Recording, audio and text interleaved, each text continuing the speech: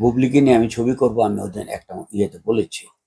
বুবলি উপযুক্ত একটি নায়িকা। এখন একটা নায়িকার একটা ছবি যদি খারাপ যায়, তাহলে নায়িকার উপর দোষ দিলে চলবে না। একটি ছবি খারাপ যাওয়ার পেছনে থাকে ছবির একটি গল্প। দিলীপ কুমার অমিতাভ বচ্চনের ছবি শক্তি, ওই ছবিও কিন্তু ভালো যায় নাই। ভারতবর্ষে দিলীপ কুমার অমিতাভ বচ্চনের মতো বড় স্টার কিন্তু আর নাই। শক্তি এক একটা সার্কেট 2 কোটি, 4 কোটি, 5 কোটি, 10 কোটি টাকা দিয়ে কিনে নিয়েছিল। এত বড়, মানে কয়েক 100-র উপরে সার্কিট আছে, কিনে নিয়েছে। সবচেয়ে বেশি টাকা দিয়ে কিনে নিয়েছে। প্রথম দিন হল হল মার কাটবে বা টিকিট পায় না, হল দেওয়াল ভেঙে যায় পারলে, পরের দিন লোক নেই। কেন? শুধু আর্টিস্ট দিয়ে 3 ঘন্টা বসতে পারবে না। আর্টিস্ট আসলো, অমিতাভ বচ্চন একটা স্টান বাজে দিয়ে আসলো, পাবলিক দিয়ে একটা ক্ল্যাপ দিল, দিলীপ কুমার একটা ডায়লগ দিয়ে সুন্দর শুরু করলো, পাবলিক ক্ল্যাপ দিল।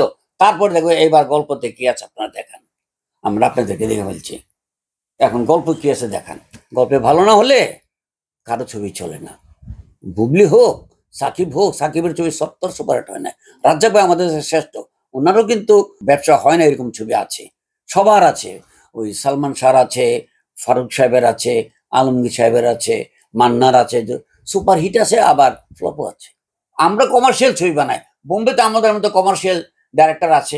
আমাদের দেশে এই যে মিন্টু একটা super duper hit commercial director, আমি একটা বলতে চান আমিও একটা অনেক সুপারহিট ছবি বানাই, অনেক সুপারহিট ছবি বানাই। এরকম আরো আছে, আরো আছে। বোম্বেতে যেরকম আছে, রমেশ শিপ্পি আছে, শ্যাম বেনেগাল আছে, ওরাও সুপারহিট ছবি বানায়। ওদের দেশে, আমাদের দেশে আমরাও ওদের তুলনায় আমরাও এরকম করি।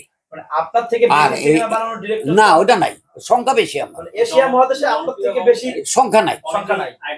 গল্পের সংখ্যাও না, গল্প 4 ভাগের 1 ভাগে লিখতে পারেন। আমি যতটুকু করেছি, মানে আমি একটি আমি 320টা গল্প আমার সিনেমা হয়েছে। 50টা সিনেমা কারো হয়েছে কিনা আমার জানা নেই। আপনাকে নিয়ে গিনেস বুকে নাম যদি উঠে যায়, আমাদের বাংলাদেশের নাম সারা বিশ্বে ছড়িয়ে যাবে। যদি উঠে তো আমিও খুশি হব। আমার দেশ বলতে পারবে গিনেস বুকে আমার দেশের চলচ্চিত্রকারের নাম এসেছে। এখন আমি তো গিয়ে ওখানে বলবো না যে আমায় এই করেছি, তোমার এইখানে আমার নাম প্লাস করো, এটা তো আমি বলবো না। যদি ওরা মনে করে, আমার দেশ যদি মনে করে বলবে। এই ভিডিওর মাধ্যমে যারা কর্তৃপক্ষ আছে তারা অবশ্যই জানবে যে আপনার মতো একজন ডিরেক্টর আমার বাংলাদেশে আছে, কিন্তু এত সিনেমার গল্প এবং এত সিনেমা করা ডিরেক্টর এশিয়া মহাদেশে নাই। তো সেই হিসাবে আমাদের উচিত গিনেস বুকে আমাদের এটা যদি কেউ মনে করে দিবে। আমার কাছে তো চলচ্চিত্রকার হিসেবে আমি অনেক ফেমাস, এটা বলি, কিন্তু এটাতে আবার কোনো গর্ব নাই। আমার গর্ব একটাই, যে আমি একজন বীর মুক্তিযোদ্ধা। আমার নামের আগে বীর মুক্তিযোদ্ধা আছে।